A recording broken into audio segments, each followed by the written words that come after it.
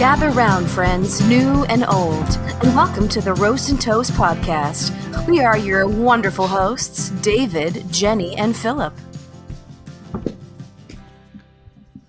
Well, What? Good morning, Arizona. I don't know. What is Philip chuckling about? What are you chuckling about? Okay, this mixes behind the curtain versus what we bring on air. But David, you and me were just discussing how one of the hardest elements of the show is increasingly has become one of the hardest elements of the show is coming up with a new that slaps each and every week. Something that just organically comes across. You know, it's each week. Some weeks I'm discovering something. Some weeks I find 5 things, and then of course once you find the 5 things, you forget about it each week. But the following yada yada yada.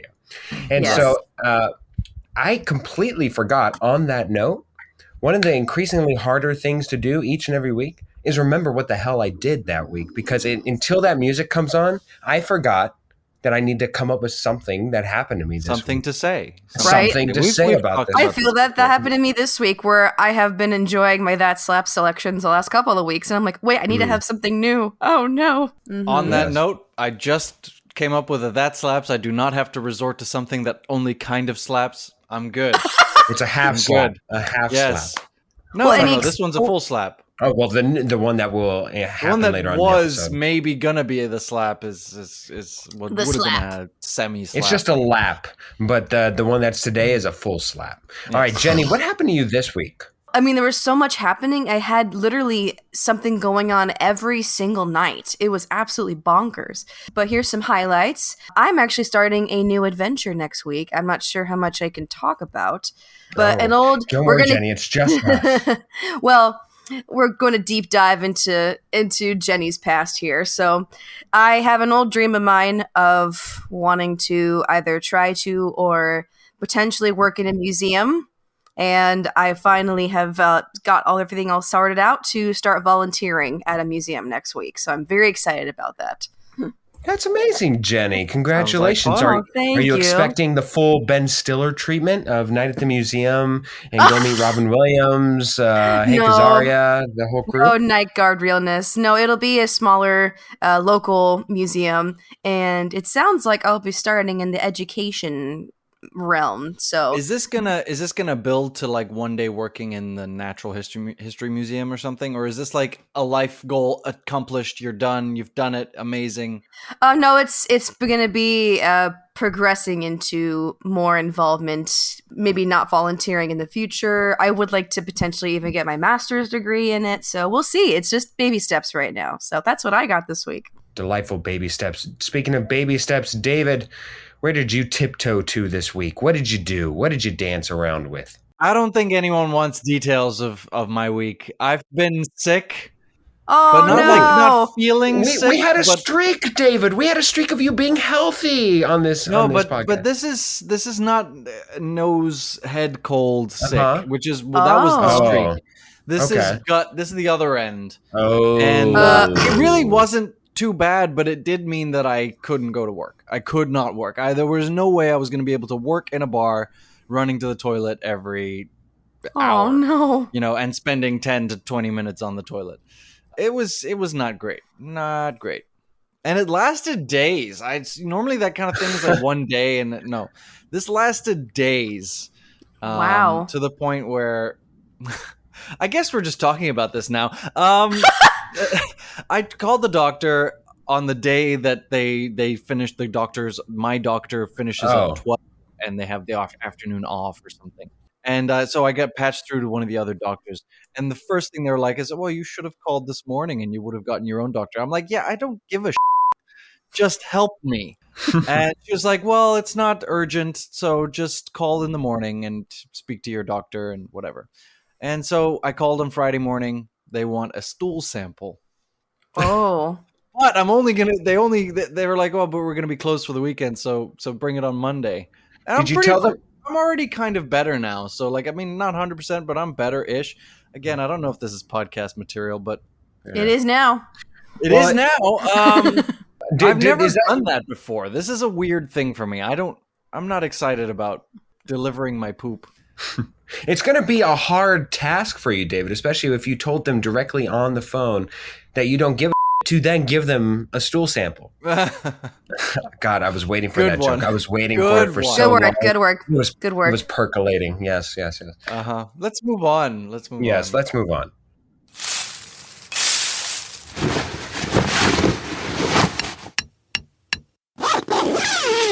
Oh, round and round and round we go. Where do we stop?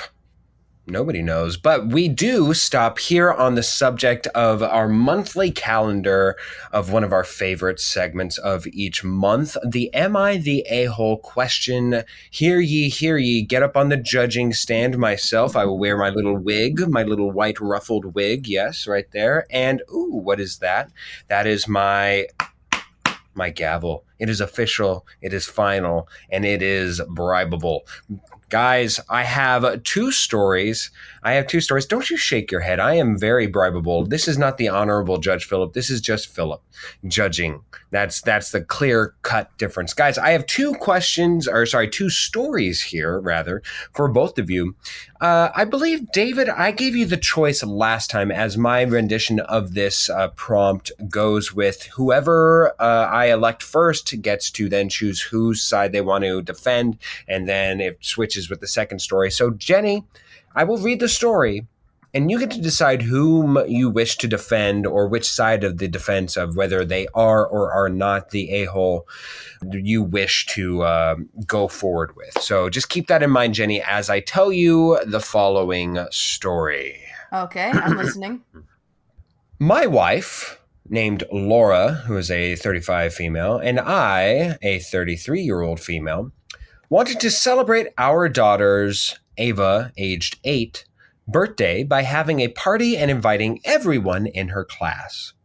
Laura, again the wife, usually busy with work, so as the fun mom, I planned the entire event with Ava's input. We'll have trampolines, a bunch of Disney princesses and their castles, poolside fun, Twister, and a special scavenger hunt, mostly planned by Laura, with lots of dancing. Ava loves to dance. One of Ava's classmates, called Penny, has special physical needs and uses a wheelchair.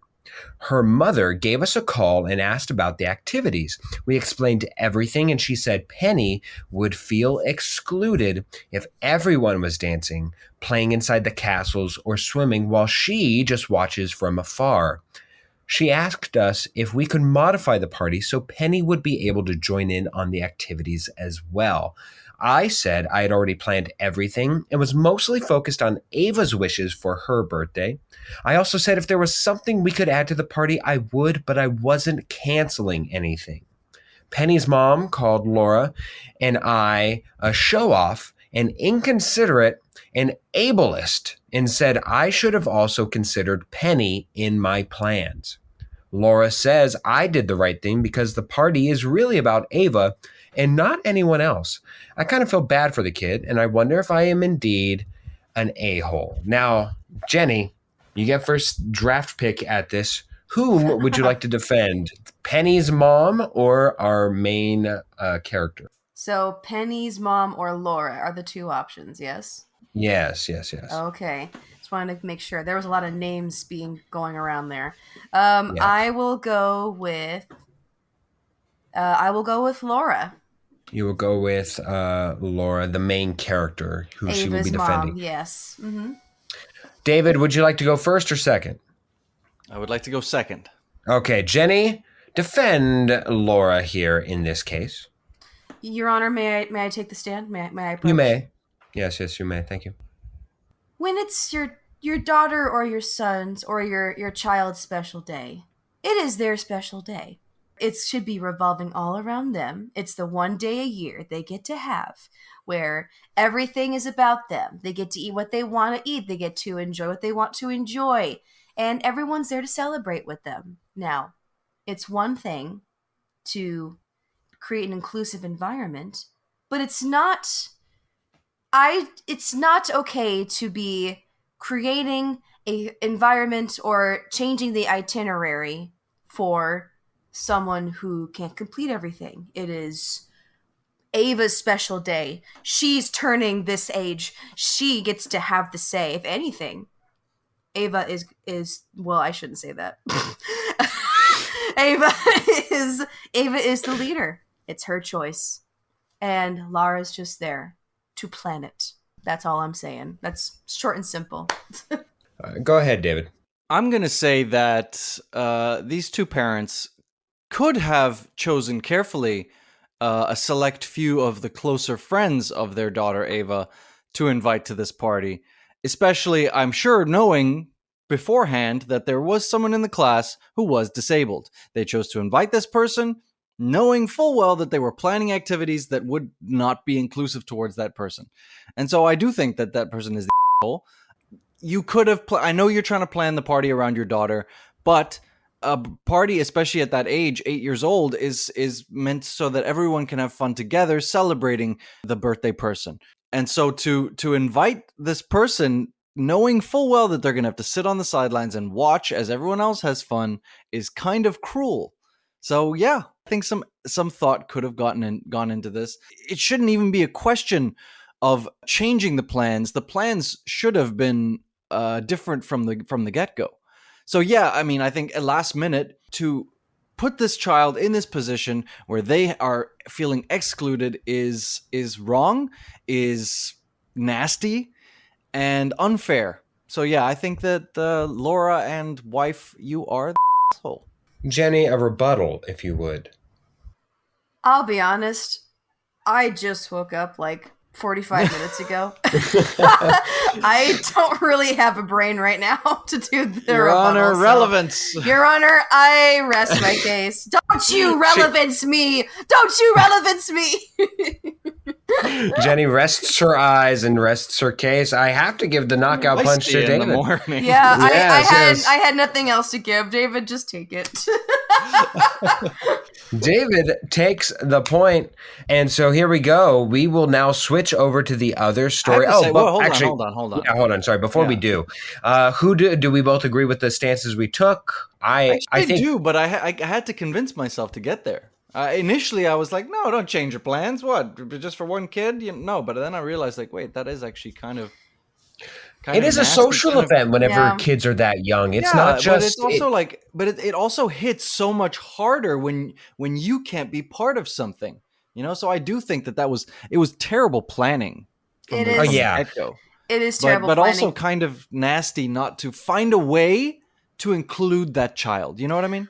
It is extremely difficult to plan birthday parties these days if you're going big budget, big everything. But yeah, usually you should try to find a way to include everyone in the party in some way. It does. I do agree that this is an a-hole situation. Weirdly enough, I think and this will be the last part we talk about here, but I think that the rudeness could have been shouldered across many, many shoulders here of those not invited. So there's a difference of being invited and then being isolated at an event, which I think would have been completely shouldered by Penny alone, versus being shouldered by people hearing like, oh, hey, did you go to Ava's party? No, I wasn't even invited. And maybe that's 5 or 6 kids. I don't even know what numbers we're talking about, but a few. And that could have been shouldered. And that's a difference. So it's a hard one, actually. I thought that it was an interesting case to study.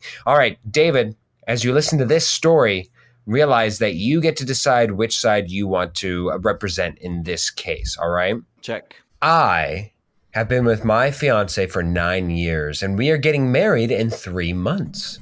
We're having a destination wedding, and it's that time for everyone to get their flights. I got a really good credit card that gets me tons of points, and I saved so many to book our flight and honeymoon with. I usually use my credit card on big purchases and buy dinners and have people pay me back.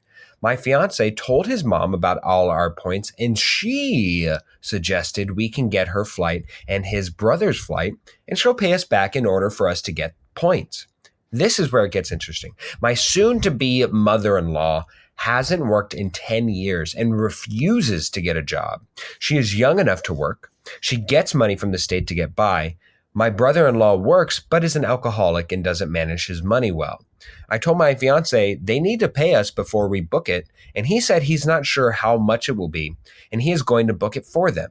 I got super frustrated and said they need to book it and pay for it on their own.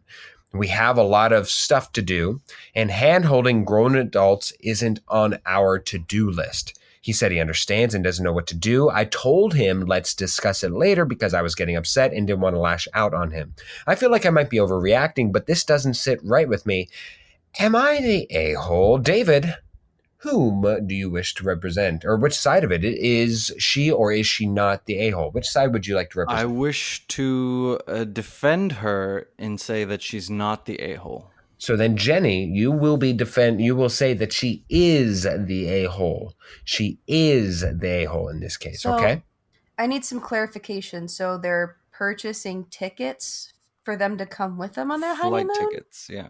No, to go to No, the just for the destination wedding, for the destination wedding. Oh, got it. Okay. Yes, the honeymoon stays between the Sorry, I heard newlyweds. wedding and honeymoon. I should hope so. The alcoholic brother is not welcome on I think on that we can all defend him that he should not be there. Yeah. All right, David, why don't you hit us first with your saying that she is not the a-hole. Look, there is something to be said for reaching out and helping family, and especially since they agreed to pay her back.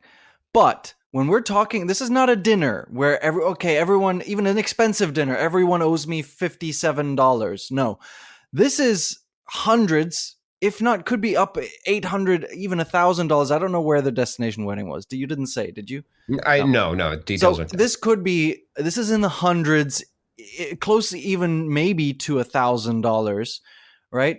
If you don't trust someone financially that they are going to be able to pay you back, or if they're gonna like dilly-dally and procrastinate and have all these excuses as to why they may not pay you back until until I get paid. If you do not trust that person, then to effectively lend them $500, yeah, I don't blame you for wanting the money up front, especially since she doesn't know, like she's been dating this, she's been engaged to this guy or she's been dating him or whatever for 9 years. But that doesn't mean she knows the mother and the brother very well. What she does know about them is that the mother refuses to work. She doesn't have a job. How's she going to pay her back? And the brother is an alcoholic. That means he's got some problems. So, yeah, money up front, please. Jennie, your turn. Your Honor, have you ever heard the phrase, yes, a mother's work is never done? I dare say I have. How does it relate to this case? I'm about to tell you. Oh. This is a mother we're talking about. And a brother. But I would like to point out specifically the mother, Your Honor. Okay. This mother raised this child with all of her time and her money. The minimum that she has, but there was money that was used. Okay. It is now time to pay back, to allow this, because she needs to be there. Yes, the time is now to pay back. Of course, a mother and a brother, of course, should both be a part of this event, this milestone for this couple. And they have proven they have more than enough money to provide to allow them to be at this milestone.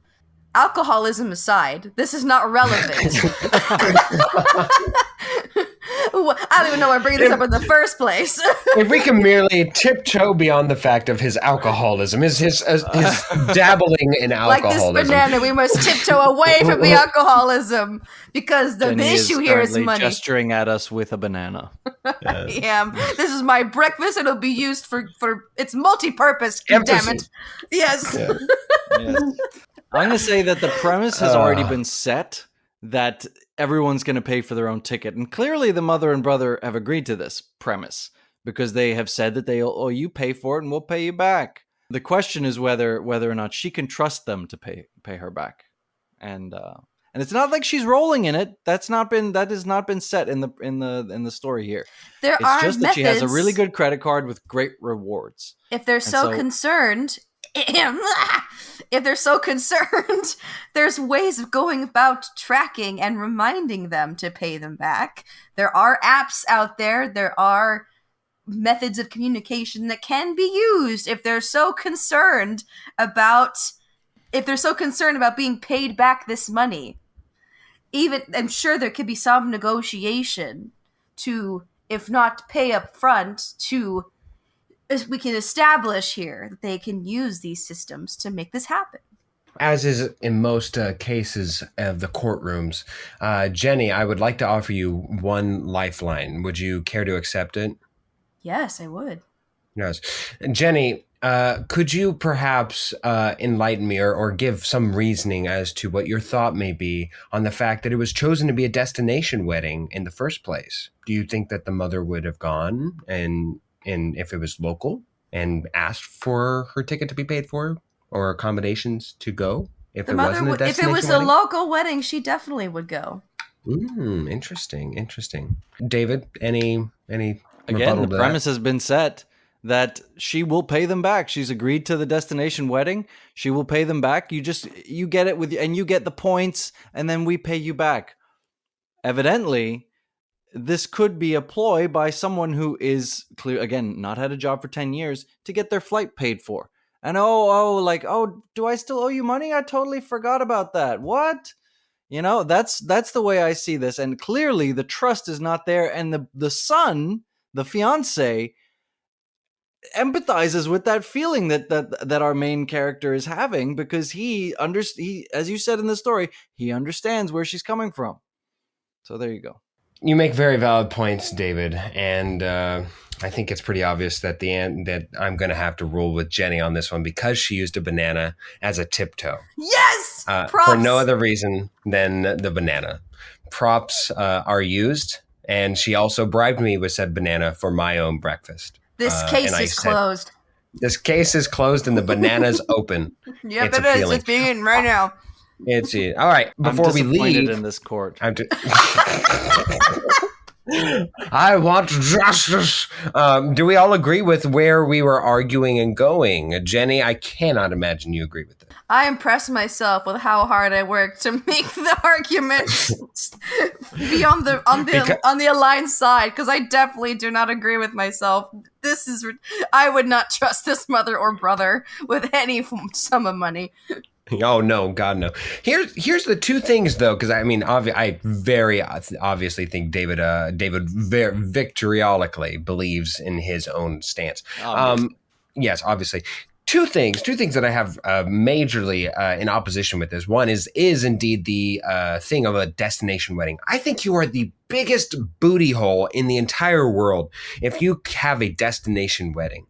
I literally I could not think more less of you unless it's a destination wedding. Now, if the destination is a destination for me and me alone, because let's say we met in school and then you go off and you now live in Illinois and that's where you live, and so now it's a destination for me, but it's local for you, that's different. But if you're going to Hawaii and you're forcing me to go to Hawaii for your wedding, you are a booty hole. Forcing me to go to Hawaii. Oh, you horrible, horrible beast, you. Philip, I will have you know, if you have any intention of coming to my wedding, it's going to be destination no matter what. Okay. Okay. No. Hold on a friggin' second. I grew up moving around a lot. Mm-hmm. So, and I intend to move again at least once in my life, probably more than once. And so I know people all over. And the woman I end up marrying is likely not going to be from that. She's also probably going to be quite international. She's going to be of the world. She might be from when Detroit. She and I have to decide where we want to get married, the likelihood that we find somewhere that's not destination for literally everybody is pretty slim. I think that is, David, you literally fit in this small sliver of acceptability. Again, I mean, if you say like, let's go to Hawaii, and then now you're forcing everybody, because but what if we choose Hawaii as our neutral site? That is the most ridiculous neutral site. How dare you? Why? How dare you? Because that's must I marry my wife in Phoenix for you, Philip? Yes. As a matter of fact, I've got 3 places picked out for you. How about that, David? Go yourself. Oh man. But Jenny, you did bring up a good point, an actual good valid point of the paying it forward thing. I do think, and one thing she avoided, but I would say is something that you should always keep track of, especially when it comes to family, but even when it comes to close friends. Oh, definitely. Anytime you lend people money, you should never lend it with the idea that they'll pay you back, and be pleasantly surprised that they pay you back, not expect it back, because at that point then just realize, if it's too much that I can't live without, then I shouldn't lend it out in the first place. So it really depends on the money. It depends on who the person is, what type of purchase it is. Yeah, there's ways to do it. There's ways you can schedule it. Bam.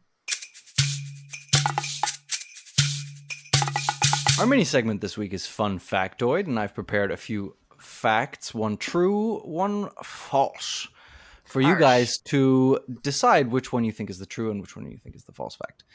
Alrighty. Fact number 1. King Charles III got his bachelor's degree in music theory. Fact number 2. Queen Elizabeth II was a trained mechanic.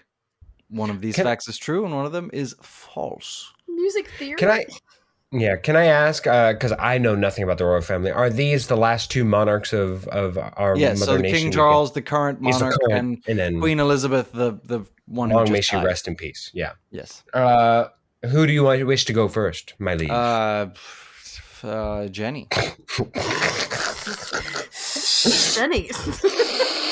Jennie. While Queen Elizabeth is and was an absolute badass, I don't know. There's part of me that just can't. When would she have the time to learn how to become a mechanic? Like, I don't. She's running a damn country, or was a nation. I mean, Parliament does a lot of the running, so she's jogging a nation. Or she was. Saying that the Queen needed to walk so the Parliament could run. Anyway, I'm gonna go with King Charles. King Charles did music theory. That just seems like, I don't know. That just seems like something that would happen. I'm gonna go with the Queen. You're right. She is a badass, and I think I could be completely overstating how old she is, but when cars first came out, when she was a wee lass, I bet it was really cool to learn how to do that. And I bet she could have gotten, even if she probably knew way more than I did than to like fix a car, but I'm sure she could have not even fully passed that test, and they'd be like, yeah, why not, go mechanicize yourself. So you guys have chosen different options, so one of you is correct. King Charles III was the first monarch, I don't know, either in his family or ever, to not immediately after finishing school join the armed forces. He did, in fact, go to university and studied archaeology and anthropology, and later changed to history. Yeah. Queen Elizabeth II was indeed somehow a trained mechanic from before she became the queen. Cool. She's so cool. And she knew how to fit tires or something and fix an engine or take apart an engine or something. Good for her. Yeah, good for her. She really was a badass. Moving on.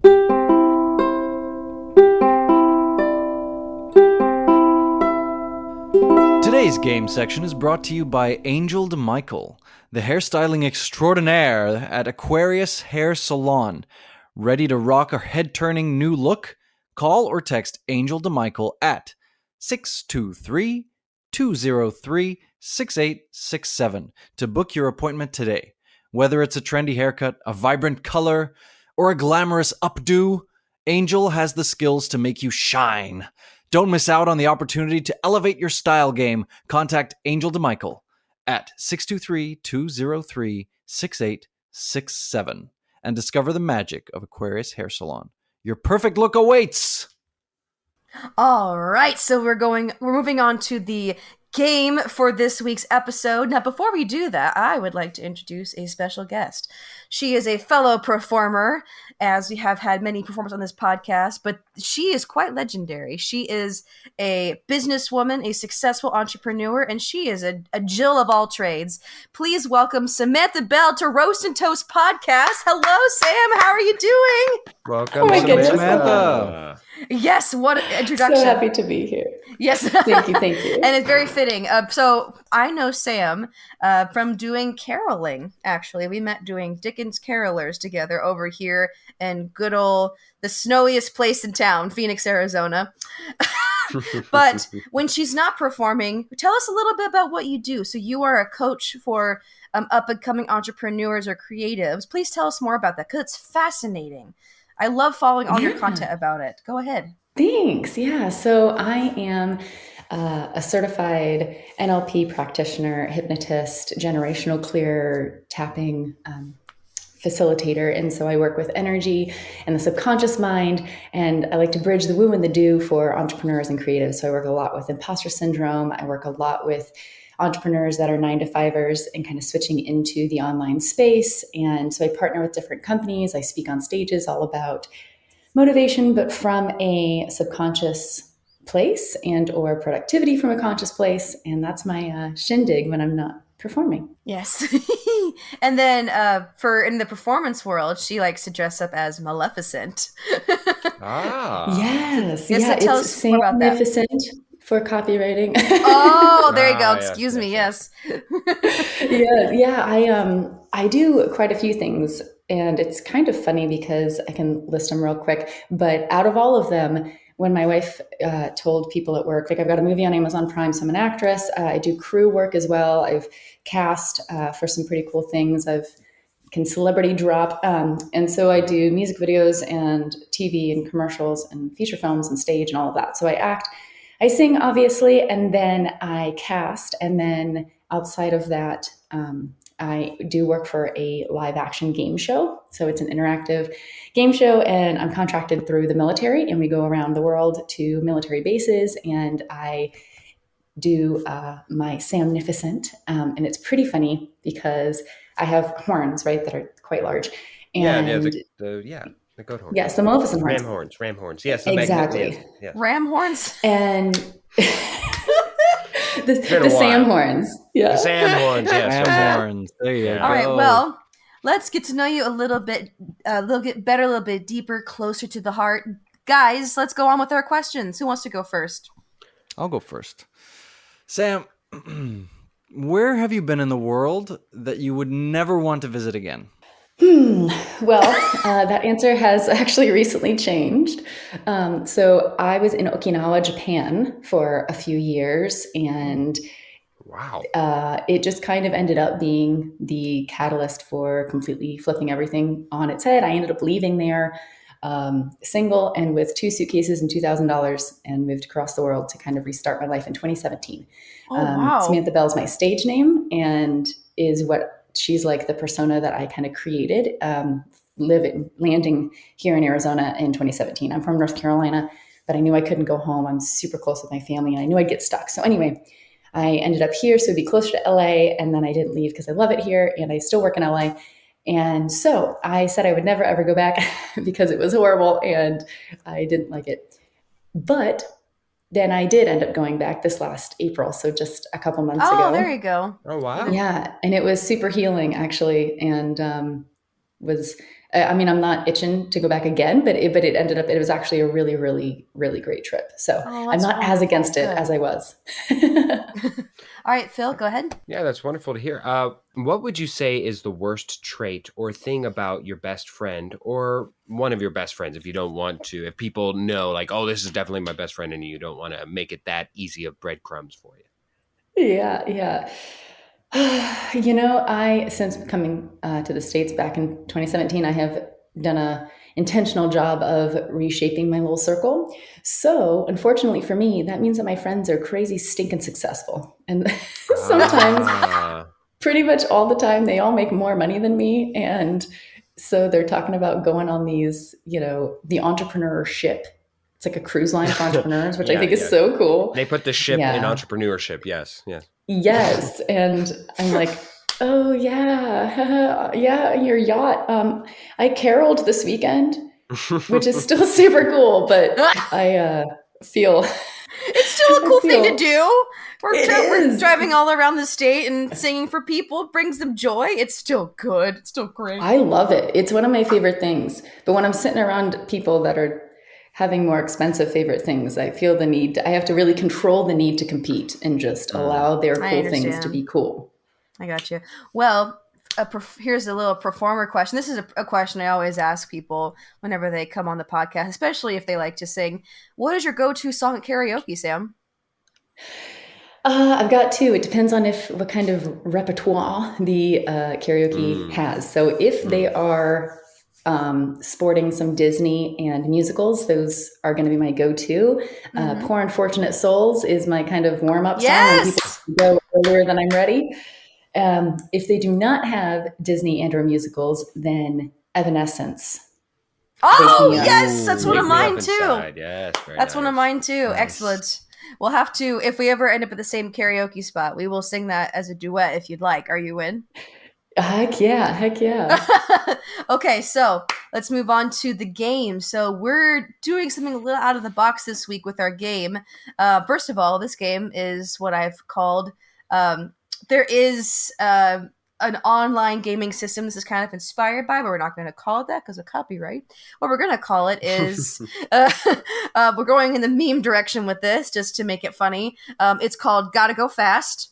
Now, how this is going to work is that we have about 2 rounds, and each round has 3 questions. Now, you all are going to need your cell phone for this. So, the trick of this game is that I am the mediator, I am the host, but I am not declaring any of your points. You are going to be giving each other your points. And the way that how this is going to work is I'm going to provide you a prompt. For example, what would you name your dog? And you would text to me what you would name your dog. And there'd be 2 people doing this. So for the example, that would be David and Sam. You will text me your choices, and I will read them out loud. Philip will be the one voting which one he thinks is the better option, but he's not going to know which selection belongs to who. Okay. So if Sam said Fido and David said Becky, Phil is not going, which I don't think David ever will. Typical David. Maybe I could. Maybe I could name my dog Becky. Philip will not know who picked Becky and who picked Fido, and he will pick which is the better name or the better choice for the prompt. Does that make sense? We have any questions? No, makes sense. None at all. All right, so this first prompt, round 1, this is going to be David versus Sam. Philip, you will be the decider. So, please send me your answers as quickly as you can, whatever comes to your brain first. You know you're old when you walk into a bar and the bartender says blank to you. What would a bartender say? So we have our 2 answers here. Phil, here is our... I'm going to read these. Yes. Will fit into the prompt here. So, okay. You know you're old when you walk into a bar and that bartender says, will that be a water, ma'am? Second selection. You know you're old when you walk into a bar and the bartender says, the usual.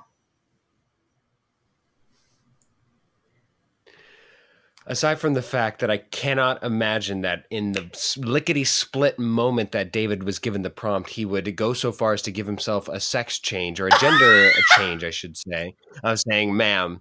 Aside from that, I will say that I thought that the water was pretty good there. So I will go with the ma'am one, thinking that it's probably Samantha's. Yes, you are correct. You know what? I read that and I didn't even think that. So that's a note for me in the future to be cautious of that. But yes, the first point goes to Sam for that round. Thank you very much, Philip. That is so funny. I didn't even mean, like, in my head, it was an old woman. Like, it wasn't even me. It was. And in my head, it was an old man. All right. That's so funny. Here's the second prompt for round 1. This is going to be Sam versus Philip. David, you will be the decider. I love judging people. A double rainbow doesn't have a pot of gold at the end of it. Instead, it has blank. What would a double rainbow have at the end of it instead of a pot of gold? This is like playing Cards Against Humanity. Yeah, kind of similar, right? Yeah.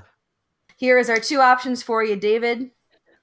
The first one is, a double rainbow doesn't have a pot of gold at the end of it.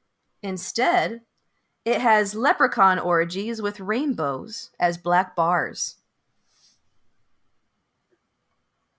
The second one is, a double rainbow doesn't have a pot of gold at the end of it. Instead, it has the secret to getting Ama de Armas' phone number. All right, David, what say you? I wonder.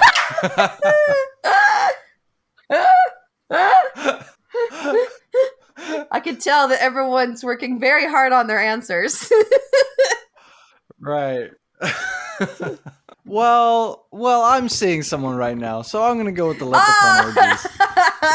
That is a point for Sam. So Sam has 2 on the board here. Now we'll come to the final prompt of round 1. This will be David versus Philip. And this is just for posterity. Sam's already won this round, right? Yes. All right, so David. This is to get you guys on the board. Kiss your ass goodbye, David. I win when it doesn't matter. Only round 1, buddy.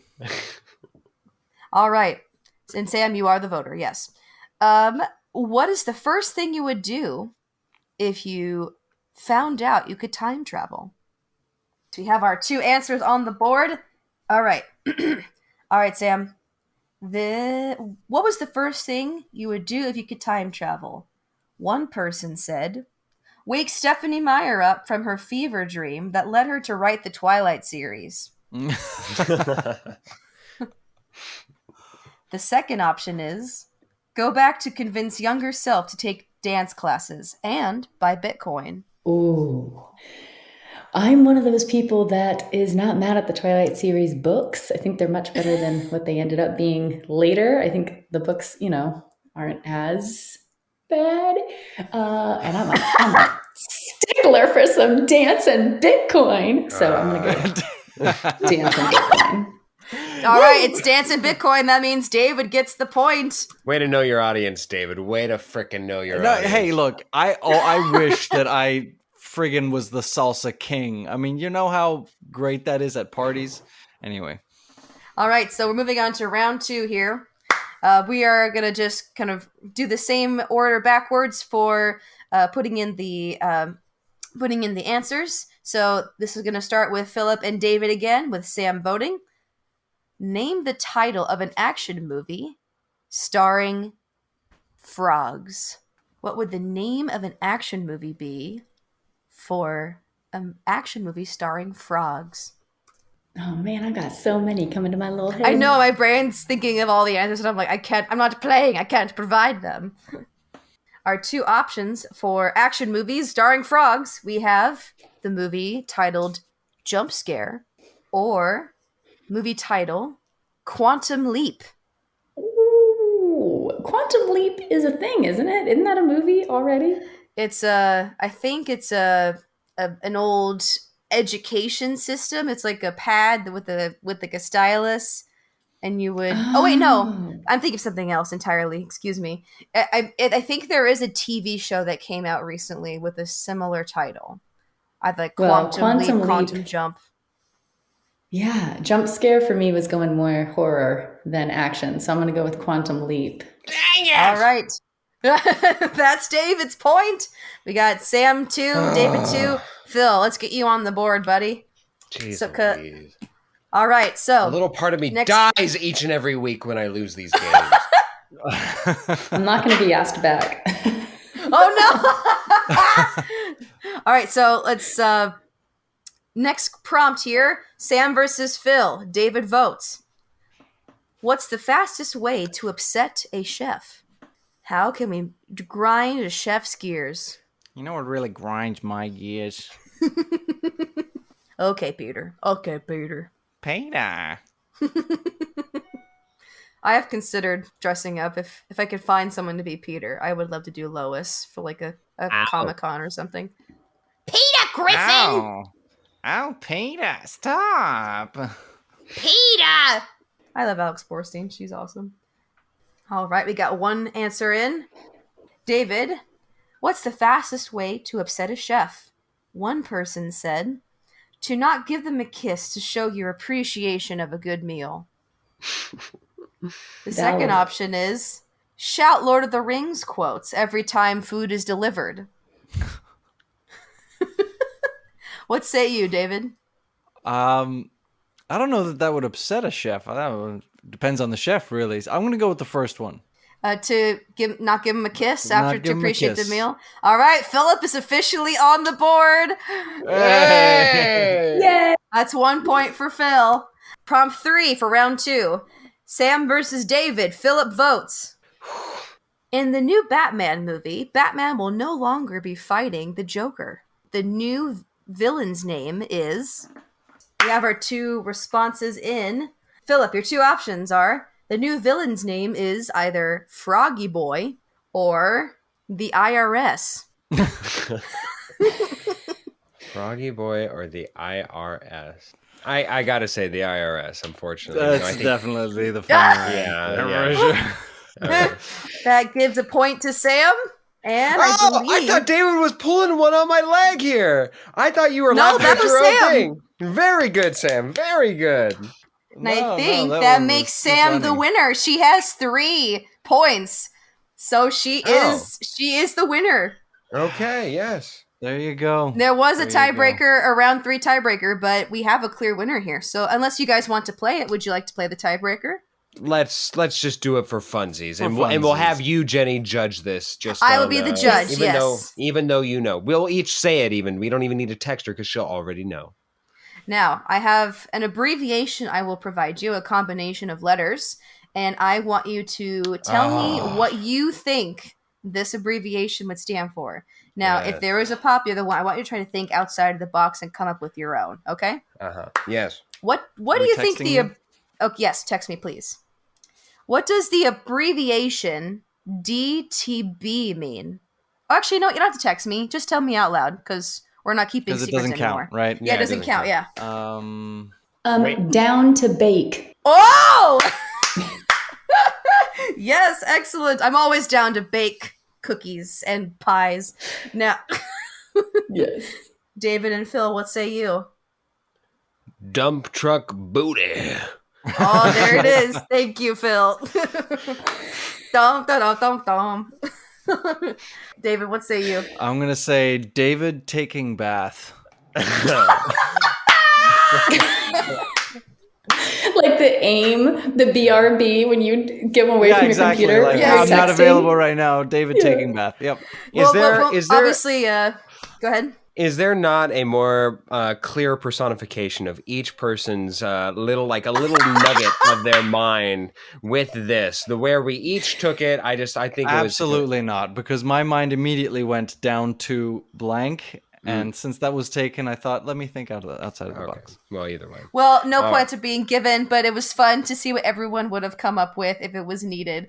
Thank you so much for being here and playing our game with us today, Sam. That was so much fun. What did you guys think? Did you like this game format? Do you want to use this in future episodes? I did. Like it. Yes, very good job, Jenny. Sweet. Very good. Yes! A massive success. 1 point for me. That doesn't do anything. Woohoo! Thank you so much, Sam. Yes. Thank you so much, Sam. Welcome. Thank you, Sam. Welcome on, and we'll see you soon, I hope. Yes. And the out. Bye. Good to see you. Good.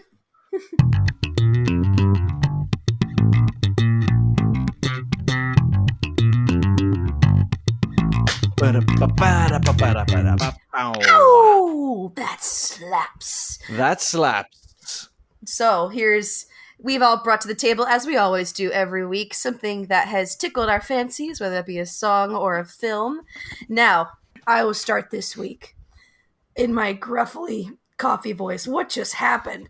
All right, so How was so that I pack bring of a song to the Marlboros table. there, Jenny? I don't know what just happened. Good morning. I bring a song to you this week. I'd like to highlight a wonderful artist named Bureaucratic. Now, they are a wonderful instrumentalist. They create these groovy tunes, and keeping on my trend of loving instrumentals that have a groovy beat to them, Oh, okay. let me introduce you to this song, Bonaventura. They just released this song this year, and it is this groovy vacation getaway style tune that will just make you relax. But go listen to their other work, because Bureaucratic, they slap. Go listen to Bonaventura. I feel like Jenny's That Slaps will forever be like 7 degrees of Kevin Bacon, except 7 degrees of Australian. You have to let me know going forward, Jenny, how they connect to the Australians. Like if they have a great grandmother, like the guitarist. You know what? I have no Australian. idea if Bureaucratic is Australian. Let's find out. But anyway, Let's find out. onward, All right, lads. we'll get there. All right. My That Slaps is something to do with just straight up singing. And I don't mean singing. I do mean singing with an A. My God. It's just, if you want a power ballad by 3 men who are just going off their rails and rockers with a sad song that they can just wail. And I do mean wail as in cry morosely, not blubbering, although there is some blubbering. It's called Happy People. And it's anything but happy. It's by ex-ambassadors, Teddy Swims, and Jack Ross. I do implore you, Jenny, to go listen to it because you will be wailing with them, I guarantee you. Happy People by ex-ambassadors, Teddy Swims, and Jack Ross. It slaps! As promised, I have a good song to slap this week. Okay, if you remember our Blockbuster draft, I drafted, what's it called? No Hard Feelings. Oh, okay. No Hard Feelings and Asteroid City, which both came out the weekend that we're recording this current episode. And so I went to go see them in support of my movies. And No Hard Feelings was fine. And Asteroid City was really good, but I wouldn't have brought it for That Slaps, but I was going to because I didn't have anything else. And then I quickly looked through my Spotify. I was like, I feel like I added a song to one of my playlists this week. So and I was like, oh yeah, that song slaps. So this song is called Unlovable. It's by Beach Weather featuring Pale Waves. And I don't know if Beach Weather and Pale Waves got together and they're like, hey, we're both beach themed. I don't know. Maybe we can do something. So Beach Weather featuring Pale Waves have a song called Unlovable, and it slaps. Before we end, I realized I forgot to credit the other 2 artists on Bonaventura. So, Bureaucratic, Saib, and Odyssey. Saib? Saib, yes. Thank you. And that slaps. All right, we have reached the end of our episode this week. Aww. But before we do that, we have some people to thank. Yeah, thank you to Cass and Crossland and Jake Corlang for the music on this show. We couldn't do it without you. Thanks to Ryan Ardell and Josh Hans for a lot of the audio bits you hear throughout the entirety of the show. Thank you, guys. Thank you to Rudy Chalk for your wonderful graphic work that you see in all of our socials.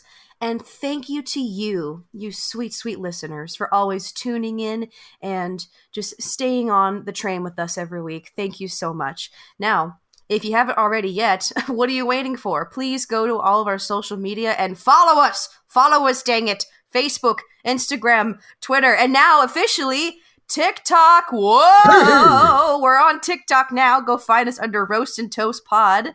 And you can always find us on the usual streaming platforms: Spotify, Apple Podcasts, Google, except Pandora. No, nasty. Gross. Hey, Mom.